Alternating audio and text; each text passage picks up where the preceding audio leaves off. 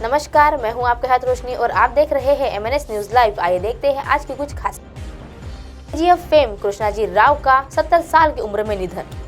कृष्णाजी राव हाल ही में एक दिन रिश्तेदार के यहां जा रहे थे जब उन्हें घबराहट और थकावट महसूस होने लगी।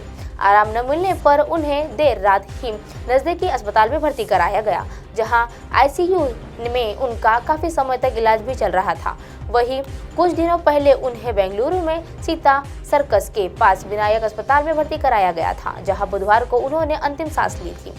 केजीएफ के फेम को पहले पार्ट के दिखाए गए एक अंधे बुजुर्ग का किरदार जरूर याद होगा, जिसके माइक के वर्कर्स मौत के घाट उतारने के लिए जाने जाते हैं। तब रॉकी बुजुर्गों की मदद करता है और उसे माइक के काम करने रहे वर्कर्स के साथ मना के गार्ड्स को डरा भी निकालता है और जो उन पर जुल्म करते हैं।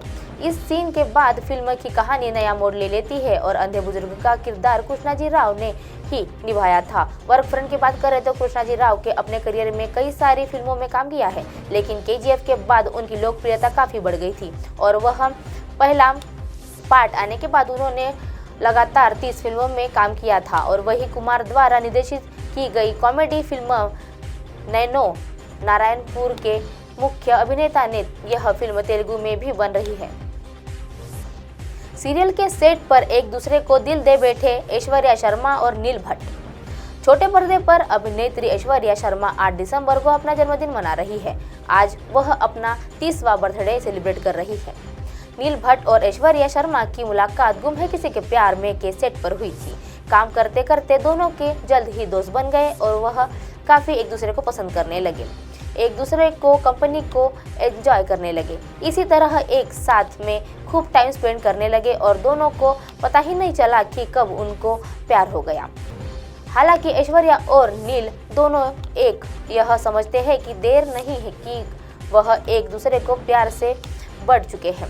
नील भट्ट और ऐश्वर्या शर्मा की मुलाकात सितंबर में हुई थी और अक्टूबर आते आते दोनों समझ गए थे कि वह एक दूसरे से प्यार करने लगे हैं और वह बिना देरी किए दोनों ने एक दूसरे को अपने दिल की बात कह दी थी। हालांकि कई महीनों के बाद सीरियल के सेट पर किसी को भनक तक नहीं थी कि यह दोनों एक दूसरे को डेट कर रहे हैं। इस तरह से दोनों ने बारे में जानकारी के खूब होने के साथ हैरान हो गए थे। ऐश्वर्या शर्मा ने नील भट्ट को शादी के लिए ज़्यादा पापड़ नहीं बेलने पड़े, क्योंकि दोनों की ही फैमिली इस शादी के लिए राजी हो गई थी। साल 2021 में जनवरी में दोनों ने सगाई कर ली थी। उसके बाद 11 महीनों बाद दिसंबर में ही उन्होंने शादी के बंधन में बंध गए थे। सुशांत की मौत के 2 साल बाद रिया को फिर से हुआ प्यार।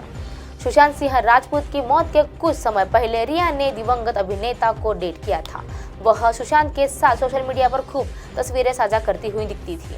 मीडिया रिपोर्ट्स के अनुसार सुशांत सिंह राजपूत की मौत के 2 साल बाद रिया को फिर से प्यार हो गया है। वो दोनों साथ में है और अपने रिलेशनशिप को प्राइवेट रखना चाहते हैं। रिपोर्ट्स में यह भी दावा किया गया है कि पिछले कुछ सालों में रिया ने जो कुछ भी झेला है, बंटी उसका कंधा और सपोर्टर भी कर रहा है। जब चीज़ें खराब हो रही थी तब वह उसके लिए वहाँ थे। रिपोर्ट्स में यह भी बताया गया है कि रिया पास्ट में बंटी की क्लाइंट थी और वह सुशांत की मौत के बंधन में भी रिया से पूछताछ की जा रही थी। तब बंटी को भी पूछताछ के लिए बुलाया गया था। बता दें कि रिया चक्रवर्ती ने पहले बंटी सचदेव का नाम सोनाक्षी सिन्हा से साथ जुड़ा हुआ दिखा था। जिसके अलावा वह सुष्मिता सेन के साथ भी रिलेशनशिप में रह चुके हैं। सुशांत के निधन के बाद अभिनेता के परिवार वाले रिया पर उन्हें मानसिक रूप में परेशान करने का और पैसे के लिए उनका शोषण करने का, मौत में भूमिका निभाने का आरोप लगा रही थी। जिसके बाद अभिनेत्री ने प्रवर्तन निदेशालय और केंद्रीय जांच ब्यूरो के पूछताछ की थी। उसके अलावा नारकोटिक्स कंट्रोल ब्यूरो में भी उनसे पूछताछ की थी। 2020 में एक महिला के लिए रिया जेल भी जा चुकी थी। अब आप हमारे चैनल को अपने मोबाइल पर भी देख सकते हैं। मोबाइल ऐप पर देखने के लिए प्ले स्टोर से MNS news TV app download करें। इंस्टा, लिंक, ट्विटर, हाईकुक, फेसबुक और कई सोशल मीडिया के प्लेटफॉर्म पर हमारा चैनल उपलब्ध है।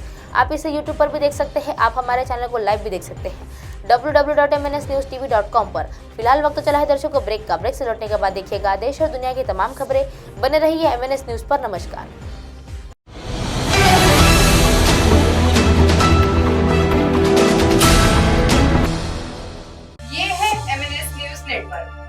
देख रहे हैं MNS न्यूज।